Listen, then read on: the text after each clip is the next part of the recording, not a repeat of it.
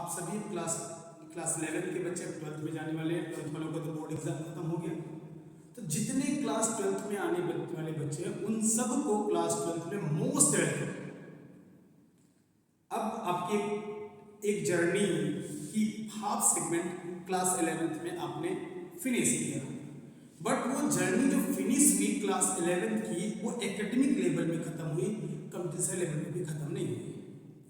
Academic level का आपने half segment complete किया, अभी हाफ सेगमेंट आपका क्लास 12 पूरा बचा हुआ है। और जो गलतियां आपने अभी क्लास 11th में की वो क्लास 12th में वो गलती करने से बचना है। वो गलती क्या करने से बचना है? हम लोग अपने सेल्फ पे फोकस ना करके एक्स्ट्रा बहुत सारी चीजें बाहर की चीजें पढ़ते हैं। बाहर की चीजें नहीं पढ़ना बेटा, वो गलती फिर से दोबारा मत करना। इस बार हमें फोकस करना है, मीन्स आप सबको फोकस करना है एनसीईआरटी पे। आईआईटी की question, IIT mains, IIT JEE और नीट के question as it is NCERT से फॉलो होते हैं, एनसीईआरटी के कंटेंट से फॉलो होते हैं। क्वेश्चन ये एनसीईआरटी के कंटेंट से फॉलो होते हैं। बेटा अगर एनसीईआरटी पढ़ने से, मैं यहाँ पे आईआईटी मेंस की बात करता हूँ, एडवांस में भी कंटेंट सेम होता है, क्वेश्चन का लेवल थोड़ा सा उठा होता है, जिसको कहते हैं देखो क्वेश्चन 3 टाइप्स के क्वेश्चन होते हैं। एक होता है लॉट्स, दूसरा होता है हॉट्स, अब मिडिल में जो होता है एवरेज। जो आपका बोर्ड का पेपर बनता है उसका जो पैटर्न होता है 15% लॉट्स, 15% हॉट्स, मतलब हाई ऑर्डर थिंकिंग स्किल के जिसमें कुछ बहुत तगड़े बच्चे कर पाए, 70% एवरेज। बट ये सारे क्वेश्चन जो अराइज होते हैं वो हमारे एनसीईआरटी से अराइज होते हैं। कहाँ से अराइज होते हैं? एनसीईआरटी से अराइज होते हैं। और नीट में तो 100% क्वेश्चन एनसीईआरटी से आते हैं, 100% कंटेंट एनसीईआरटी कंटेंट से। अगर एनसीईआरटी पे कमांड अच्छा खासा है, अब एनसीईआरटी कमांड का अच्छा खासा करने का मतलब है एनसीईआरटी ने कहीं कोई कंटेंट बोला है, क्लास 11 बताया है, तो क्लास 12 में बस उसका रेफरेंस देके चलता है, उसका डिटेल में बात नहीं करती है। मतलब 11th और 12th की एनसीईआरटी को पूरा कमांड होना चाहिए, तो ये फिर नीट तो 100% इट्स माय गारंटी वो कंप्लीट हो जाएगा। आईआईटी जेईई का भी लगभग क्वेश्चन, एक दो क्वेश्चन की लेवल इधर उधर 19-20 का, बाकी सभी उसमें भी 99% क्वेश्चन एनसीईआरटी बेस्ड होते हैं। आईआईटी एडवांस का जो क्वेश्चन होते हैं वो भी एनसीईआरटी से होते हैं, पर क्वेश्चन का लेवल थोड़ा सा ऊपर उठ के होता है। उसके लिए कुछ मतलब प्रैक्टिस से हमें अधिक जाना पड़ेगा। अधिक प्रैक्टिस से मतलब डिफरेंट टाइप के क्वेश्चन पे टच करना पड़ेगा। क्वेश्चन के लेवल मतलब हॉट्स का लेवल, जिसको ये हॉट्स बोलते हो, या हॉट्स का लेवल वहाँ पे थोड़ा बढ़ जाता है, सिलेबस से नहीं होता। अब ड्रॉबैक क्या है? ड्रॉबैक क्या है? कोरोना काल में सीबीएसई ने सिलेबस के बच्चों को प्रेशर को रिड्यूस करने के लिए थोड़ा चैप्टर रिड्यूस किया था टाइम भी के लिए। बट आप लोग नई एनसीईआरटी बुक देखोगे, एनसीईआरटी बुक में वो चैप्टर ही डिलीट हो चुके हैं, वो चैप्टर डिलीट कौन से हो चुके हैं? और जो अभी भी कंपटीशन के पार्ट है वो चैप्टर क्लास 12 की बुक से जो डिलीट हुए हैं, सॉलिड स्टेट, और क्या डिलीट हुआ बेटा? Surface chemistry,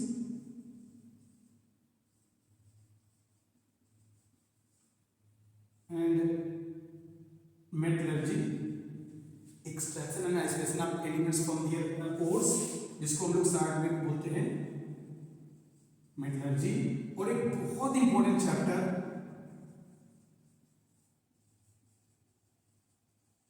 P block elements.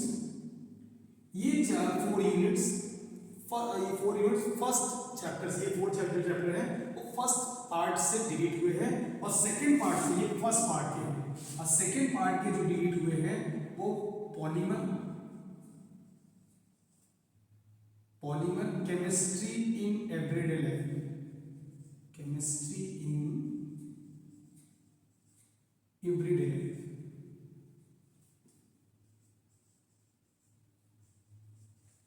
ये मतलब डेली यूज में केमिस्ट्री जो यूज होता है उसके में था, ये पॉलीमर। बट इन लोगों एक आध दो क्वेश्चन कभी कभी आते थे, उनका वेटेज मतलब बोर्ड में भी उसका वेटेज कम होता था। बट जो चैप्टर कंपटीशन के पॉइंट ऑफ व्यू से इंपॉर्टेंट थे वो solid state, P block, metallurgy ये कंप्लीशन। अब ये सब थ्योरेटिकल चैप्टर थे, आसान चैप्टर थे, बहुत आसानी से रीड किया जाता था, बट ये चैप्टर है बहुत इंपॉर्टेंट थे। अब लेकिन बोर्ड के सिलेबस से डिलीट कर दिए गए, बट अभी भी कंप्लीशन के सिलेबस में है, आपको इन चैप्टर को भी पढ़ना पड़ेगा। तो एनसीईआरटी मेरे कहने का मतलब है, एनसीईआरटी को डिलीटेड वाला पोर्शन वाले की बात नहीं कर रहे हैं, मतलब डिलीटेड छोड़ की बात नहीं कर रहे, पूरी कंप्लीट जो अभी तक सिलेबस में थी कंप्लीशन पोर्शन है, अगर इन सबको कवर करते हैं कंप्लीशन हमारा बहुत अच्छे से क्लियर होगा, ये गारंटी है। बट अभी जो हमारे पास चैप्टर क्लास 12th में है, क्लास 12th में जो चैप्टर हैं, वो जो चैप्टर 10 यूनिट्स बचते हैं, वो फर्स्ट वैल्यू सेकंड वैल्यू के चैप्टर कौन कौन से हैं? वो चैप्टर है हमारे पास सॉल्यूशन। सॉल्यूशन में अभी बेसिक क्या पढ़ोगे?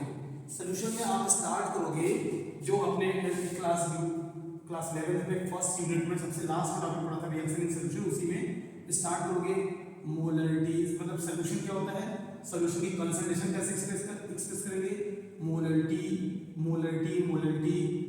Mole fraction, density, mass percentage etcetera etcetera, mass percentage, mass by value percentage, ppm etcetera, ये सेगमेंट हो गया। फिर उसमें टॉपिक है, दूसरी टॉपिक है सॉल्युबिलिटी, तीसरा टॉपिक है vapour pressure, of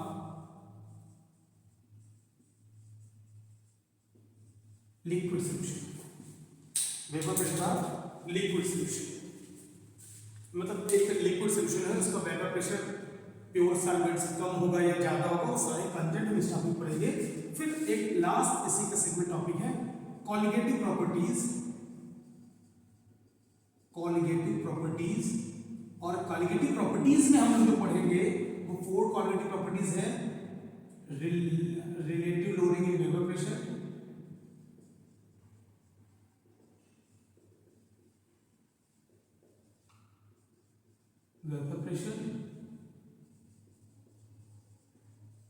elevation in boiling point, depression in freezing point, and osmotic pressure। मैं मेजर टॉपिक डिस्कस कर रहा हूँ, इसमें बहुत सारे सब कंटेंट्स और बहुत सारे ज़्यादा हैं, हम उस पर डिटेल डिस्कस करेंगे। सॉल्यूशन चैप्टर में मेरे ये अपना पूरा डिटेल टॉपिक है, जिसमें कि ये वाला पोर्शन हमारा वही है जो हमने क्लास 11th में पढ़ रखा था, इसके आगे थोड़ा सा लेवल उठेगा। इसमें और टॉपिक राउंड सब होते हैं, आइडियल नॉन आइडियल सॉल्यूशन होता है सब, लेकिन सब इसी टॉपिक के अंदर में आते हैं। हमारा दूसरा यूनिट है यूनिट नंबर 2। अब जो अभी पोर्शन है वो है इलेक्ट्रोकेमिस्ट्री। इलेक्ट्रोकेमिस्ट्री रिडॉक्स में हम लोगों ने जितना लास्ट में कंटेंट पढ़ के छोड़ा था बस वही से स्टार्ट होगा ना। सीक्वेंसेस में बेसिकली 2 टाइप के सेल पढ़ेंगे, एक इलेक्ट्रोकेमिकल सेल में उसकी पोटेंशियल कैसे निकालेंगे, उसके इक्विलिब्रियम कांस्टेंट कैसे निकालेंगे और उसकी गिब्स एनर्जी कैसे निकालेंगे, वो सारी चीजें इसमें निकालने का हम पढ़ते हैं। ई सेल कैसे निकालेंगे, इक्विलिब्रियम कांस्टेंट केसी कैसे निकालेंगे, गिब्स एनर्जी कैसे निकालेंगे, वो सारी चीजें इलेक्ट्रोकेमिकल सेल में आती हैं।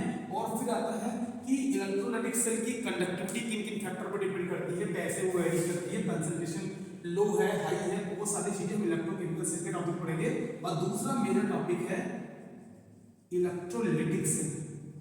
अब देखो सबसे इंटरेस्टिंग चीज क्या है, ये एक ऐसा सेल है जिसमें एक स्पॉन्टेनियस रिएक्शन अपने आप होते हैं, उनके रिएक्शन से जो एनर्जी निकलती है केमिकल एनर्जी, वो ये जो डिवाइस है उस केमिकल एनर्जी को इलेक्ट्रिकल एनर्जी में कन्वर्ट कर देता है, मतलब उसको हम उससे एनर्जी ऑब्टेन करते हैं।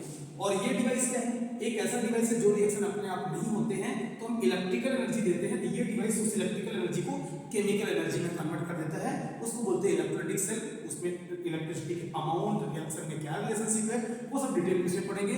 फिर उसमें एक टॉपिक और होता है battery fuel cell and corrosion.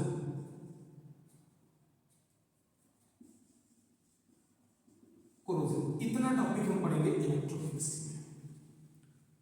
Electrochemistry के बाद ये हमारे पास फर्स्ट यूनिट होगी। फिर तीसरा यूनिट हमारा है केमिकल काइनेटिक्स। तीसरा यूनिट क्या है, केमिकल काइनेटिक्स। केमिकल काइनेटिक्स हम लोग क्या पढ़ेंगे, ध्यान से देखिएगा, सारी चीजें समझाई जाती है, एक लेक्चर करेंगे जिसको लोग साल भर पढ़ेंगे। तीसरा यूनिट हमारा क्या है, केमिकल काइनेटिक्स। काइनेटिक्स मींस होता है मूवमेंट, रिएक्टेंट प्रोडक्ट में कन्वर्ट होता है, तो रिएक्शन की रेट क्या है, इसमें क्या कर पढ़ेंगे, rate of reaction, factor affecting rate of reaction, factor affecting rate of reaction. अब इसमें कौन कौन सा पढ़ेंगे, effect of concentration, effect of temperature and effect of catalyst. और लास्ट में एक टॉपिक और होता है कोलिजन थियरी, कोलिजन थियरी। ये इतना केमिकल काइनेटिक्स पढ़ना है, ये मैंने मेजर टॉपिक लिखा, ये सब नहीं है, बहुत कुछ इसमें पढ़ना है। तो डोंट अंडरएस्टिमेट कि सर ने बस ऐसे समरी लिख दिया तो बस हो गया चैप्टर। ये चैप्टर समरी में नहीं हुआ, मैंने बताया कंटेंट क्या क्या पढ़ना है, जिसके लिए आपको प्रिपरेशन अभी से होनी चाहिए। और प्रिपरेशन जब पहले से होती ना, जिसकी तैयारी बहुत पहले से होती है और बहुत मजबूती वाली होती है, उसका रिजल्ट भी धांसू वाले होते हैं। नहीं होता क्या है, अगर आप 10th के माइंड सेटअप से क्लास 11th में आए, क्लास 11th में आए, क्लास 11th में आपने बहुत झेला, अब समझ गए चुके भी होंगे। अगर आपके मतलब एनालिसिस पावर अच्छी है तो बिल्कुल समझ चुके होंगे कि एक दिन की पढ़ाई से बिल्कुल भी नहीं होना पड़ेगा, कुछ होगा, हमें लगातार मेहनत करनी पड़ेगी, और लगातार मेहनत करेंगे डेफिनेटली सक्सेस मिलने वाली है। लगातार मेहनत करने की डेफिनेटली सक्सेस मिलने वाली है, और ये सक्सेस, इसमें कोई दो राय नहीं है कि अगर बंदा लगातार मेहनत करता रहे उसको रिजल्ट आने का चांस ही नहीं है। लगातार प्रॉपर वे में मेहनत करता रहे। मैंने बेटा कई बार बोला है, द्रोणाचार्य ही बड़े नहीं होते हैं, अर्जुन भी बनना पड़ता है। द्रोणाचार्य की कृपा नहीं होती है। बहुत सारे संस्थान बोलते हैं, बहुत सारे इंस्टीट्यूट बोलते हैं मैंने सिलेक्शन दिलाया, मैंने सिलेक्शन दिलाया, मैंने सिलेक्शन दिलाया। तो मैं उनसे एक क्वेश्चन पूछना चाहता हूँ, जो बच्चे आपके इंस्टीट्यूट में, वो बच्चे जिनका सिलेक्शन नहीं हुआ, उनके लिए कौन जिम्मेदार है? भाई आप तो उनके लिए जिम्मेदार है जिनका सिलेक्शन मिल गया, लेकिन जिनको सिलेक्शन नहीं मिला उनके लिए कौन जिम्मेदार है? तो ये फेक स्टेटमेंट है। द्रोणाचार्य बनना तो ठीक है, लेकिन बट अर्जुन भी बनना पड़ेगा। जो अर्जुन बनेगा उसका सिलेक्शन होगा, ये डैम श्योर है। जो अर्जुन बनेगा उसका सिलेक्शन होगा। कोई इंस्टीट्यूट सिलेक्शन नहीं दिलाती, इंस्टीट्यूट सिलेक्शन बस गाइडेंस अच्छा होना चाहिए, टीचर अच्छा होना चाहिए, टीचर अच्छा होना चाहिए, और मतलब टीचर को द्रोण जैसा, तो स्टूडेंट को अर्जुन जैसा बनना पड़ेगा। अकेले दौड़ बढ़ के भी कुछ नहीं कर पाएंगे, अकेले अर्जुन भी कुछ नहीं कर पाएगा, दोनों का कॉम्बिनेशन प्रॉपर होना चाहिए। नहीं तो जो भी इंस्टीट्यूट ये बोलते हैं कि नहीं केवल मैंने सिलेक्शन दिलाया, मेरे सेक्शन में, मेरे संस्थान से सिलेक्शन आया, तो ये बात बोलना टोटली बेईमानी है, क्योंकि किसी के इंस्टीट्यूट से सिलेक्शन नहीं मिलता। सिलेक्शन बच्चा अपने दम पे लेता है, बस डायरेक्शन सही होनी चाहिए, बस सही रास्ते पे चलो, डेफिनेटली सक्सेस मिलेगी, इट्स माइंड गारंटी। ये 3 यूनिट फिजिकल केमिस्ट्री के, ये तीनों यूनिट मैंने लिखे हैं। ये किसके क्वेश्चन के, solution, electrochemistry, chemical condition. Board के पॉइंट ऑफ व्यू से बात कर रहा हूं कि मैं कंपटीशन के पॉइंट ऑफ लेवल पे नहीं है, मैं इस लेवल पे भी डिस्कस करता हूं। लेकिन मैं बहुत सारी चीजें, मैं क्योंकि मैं ऑनलाइन एजुकेशन की मैं खुद ही बहुत अगेंस्ट करता हूं, क्योंकि ऑनलाइन में बच्चों की skill day by day consistently खत्म होती जा रही है, वीक होती जा रही है, मेमोरी पावर कम होती जा रही है, इसलिए मैं फेवर नहीं करता हूं। बट अवेयर कुछ चीजें इलेक्ट्रॉनिक मीडिया यूज करने के लिए होता है, मिसयूज करने के लिए नहीं होता। हम उस पर डिपेंडेंट हो जाए तो कंसिस्टेंटली जो पिछले 3-4 साल में देखा गया है, और जो जिस तरह रिजल्ट आ रहा है उसमें बच्चों के माइंड सेट वीक होते जा रहे हैं, वीक होते, मेमोरी पावर वीक होती जा रही है, लर्निंग कैपेसिटी वीक होती जा रही है। अगर ये कैपेसिटी वीक कंसिस्टेंटली होती रही, एक समय फिर पोटेंशियल पे घटा के जो 10 चैप्टर लेके आना, 4-5 चैप्टर लेके आना पड़ेगा। इसलिए ये चीज मैं बताने के लिए मैं यूज कर रहा हूँ कि मतलब कैसे आपको पढ़ना है। बट मैं रेगुलर ऑफलाइन क्लास के मोड में मैं खुद ही, ऑनलाइन क्लास के मोड में मैं खुद ही बिलीव नहीं करता।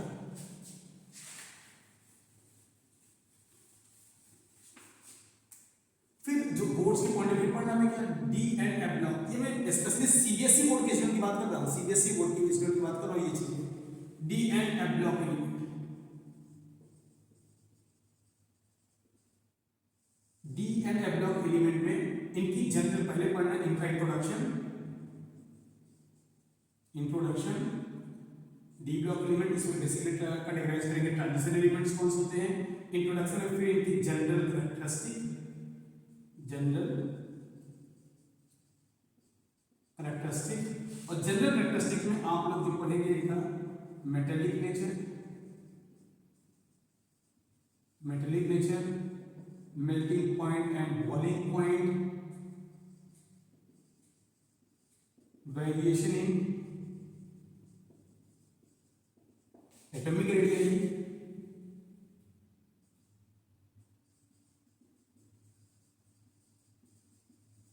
Variation in ionisation enthalpy, oxidation state, standard electrode potential,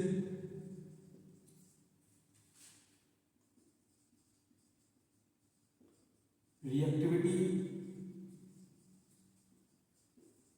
magnetic property, formation of colored ions, formation of colored ions, formation of complex ion,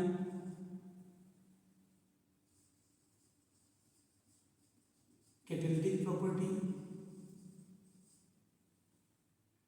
formation of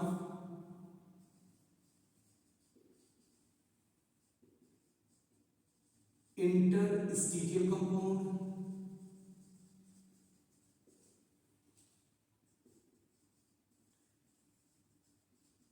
formation of alloy।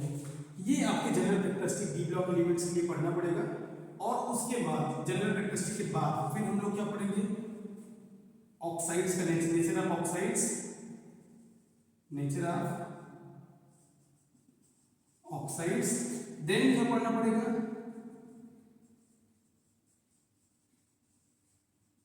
Preparation and properties of KMnO4 and K2Cr2O7। ये इतना चीज हमें D block specific transition element पढ़ना पड़ेगा। F block में इनकी जो characteristic है,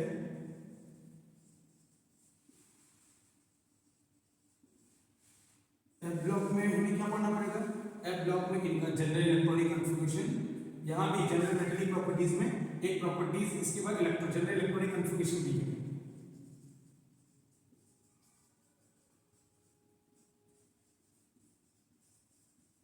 general electronic configuration,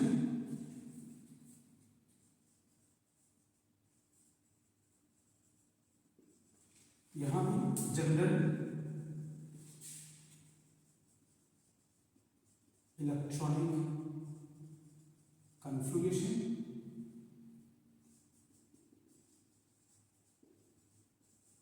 oxidation states. और डी ब्लॉक एफ ब्लॉक में वो दो सीरीज है, 4F सीरीज जिसको बोलते हैं लैंथेनॉइड्स, 5F सीरीज जिसको बोलते हैं एक्टिनाइड्स। तो लैंथेनॉइड्स में हम लोग पढ़ेंगे lanthanoids contraction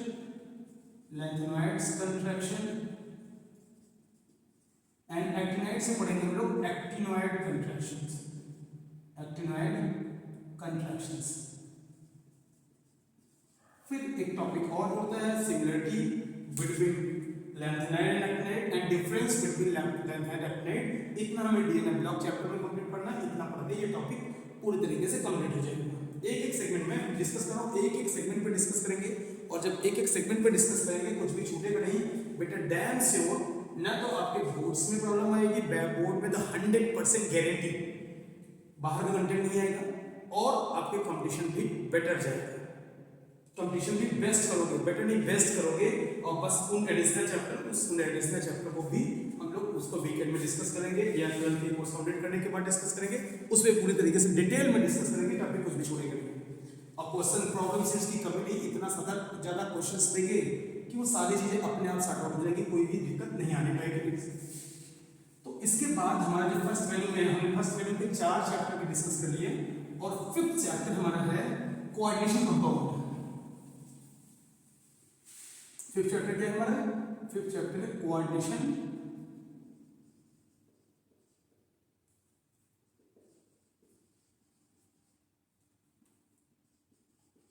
compounds.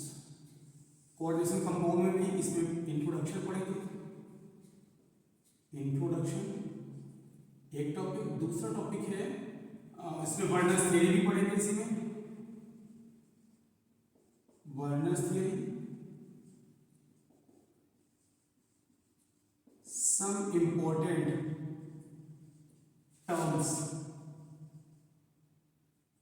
terms related with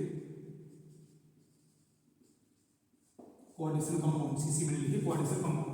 और कितनी बार बोर्ड्स में किसी टॉपिक से 3 मार्क्स के क्वेश्चन पूरे पूछ लिए जाते हैं, इसी मार्क्स से 3 मार्क्स के क्वेश्चन कई बार आए, इस बार 2023 के बोर्ड एग्जाम में भी पूछे गए हैं, इन्हीं टर्म्स से क्वेश्चन पूछे जाते हैं। फिर इसमें अगला टॉपिक है IUPAC nomenclature, IUPAC nomenclature coordination compound की कैसे नॉमेनक्लेचर करेंगे। फिर इसमें टर्म आता है bonding in coordination compound, bonding in coordination compound, इसमें 2 थियरी है, एक valence bond theory, don't be confused से कंपेयर मत करना, यहाँ इसका कांसेप्ट अलग है, बैलेंस बॉन्ड थियरी और crystal field splitting theory, crystal field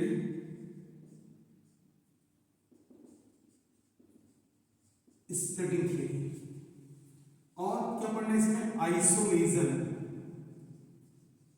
isomerism में इसमें भी 2 पार्ट है, स्ट्रक्चरल, हाँ सही समझिए, स्ट्रक्चरल जैसे उसमें ऑलरेडी केमिस्ट्री पढ़ा था उसी तरीके से, बट वहां चेन पोजीशन फंक्शन मेटाबॉलिज्म ये सब था, यहाँ ऐसा कुछ नहीं है, यहाँ पे ionisation isomerism, linkage isomerism, coordination isomerism, solvate और हाइड्रेट आइसोमेरिज्म, इसके 4 पार्ट हैं।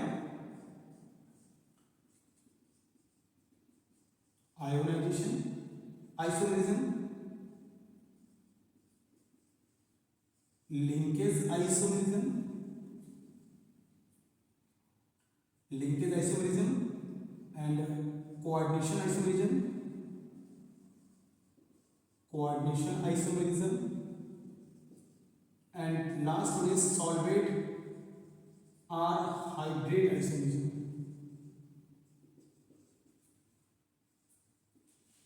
and दूसरा है stereo isomerism, stereo isomerism, stereo isomerism में भी 2 पार्ट है, geometrical and optical, geometrical isomerism and optical isomerism. Last में है एक टॉपिक है मेटल कार्बोनिल बॉन्ड। इतना टॉपिक पढ़ते ही, इतना टॉपिक, ये टॉपिक कम नहीं है, इसमें बहुत सारे सेगमेंट है, इतना टॉपिक पढ़ते ही कोऑर्डिनेशन कंपाउंड कंप्लीट हो जाएगा। हर टॉपिक वाइज प्रॉब्लम सीट में डिस्ट्रिक्ट दूंगा, टॉपिक वाइज हर चैप्टर टॉपिक से क्वेश्चन, वर्नर्स थियरी या फिर इंपॉर्टेंट टर्म्स, नॉमेनक्लेचर, जो भी टर्म्स है उससे रिलेटेड क्वेश्चंस रहेंगे, क्वेश्चन साथ में सॉल्व कराए जाएंगे। जैसे ये टॉपिक पढ़ने के साथ साथ इस टॉपिक के सारे प्रॉब्लम, सारे डाउट्स एकदम 100% क्लियर होंगे, सारे डाउट्स क्लियर होंगे। ये तो आपकी होगी फर्स्ट वैल्यू की बुक, फर्स्ट वैल्यू का जो सिलेबस है, जो इस साल सिलेबस सीबीएसई ने अभी बुक एनसीईआरटी ने जो book revised edition book release किया है, जो लास्ट ईयर सिलेबस था उसी वही revised edition, new books market में आ चुकी, न्यू बुक्स अभी भी बुक स्टॉल में बहुत सारे पुराने बुक्स पड़े हुए हैं, बट जो रिवाइज्ड एडिशन बुक आई है उनमें से वो जो डिलीटेड पोर्शन था लास्ट ईयर का, वो चैप्टर ही पूरी तरीके से काट दिया गया है। यही चैप्टर ये फर्स्ट वैल्यू में है, और सेकंड वैल्यू में कौन सा चैप्टर है हम लोग उस पर भी छोड़े निकल देख लेते हैं। ये फर्स्ट वैल्यू कंटेंट है और इन्हीं कंटेंट को हमें पढ़ना है।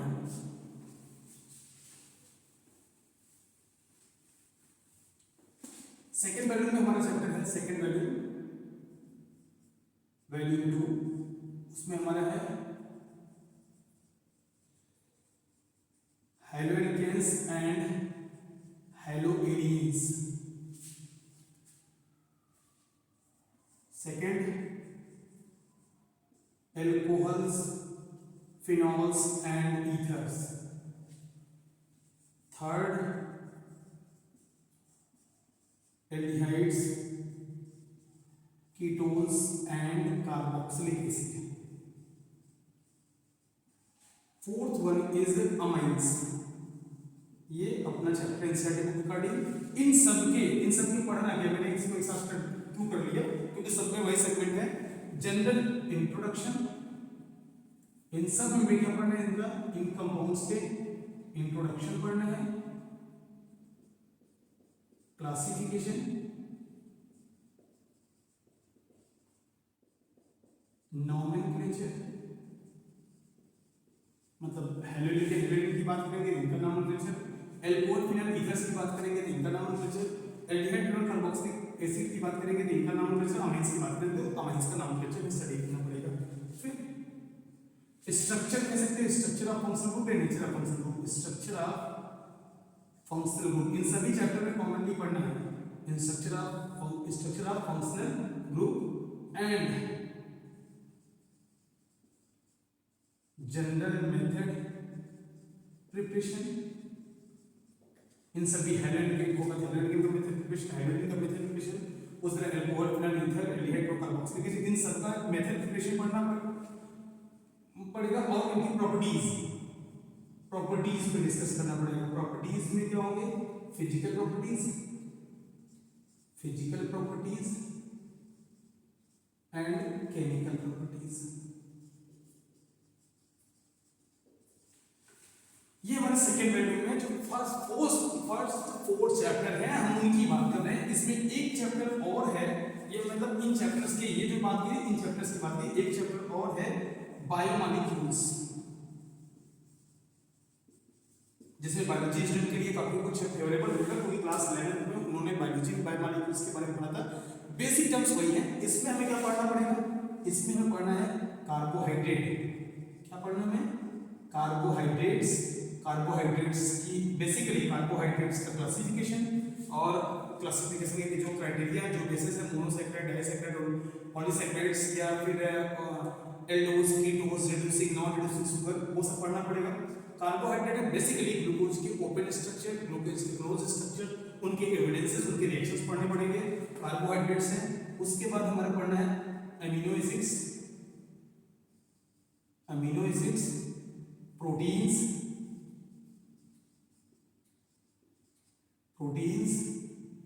फिर तुम्हारा protein primary secondary tertiary structure, nucleic acid, DNA, RNA and vitamins. और एलिमेंट्री डिस्कशन है enzyme and hormones. Hormones add हुआ था, रिमूव हो गया, एंजाइम बहुत एलिमेंट्री डिस्कशन है।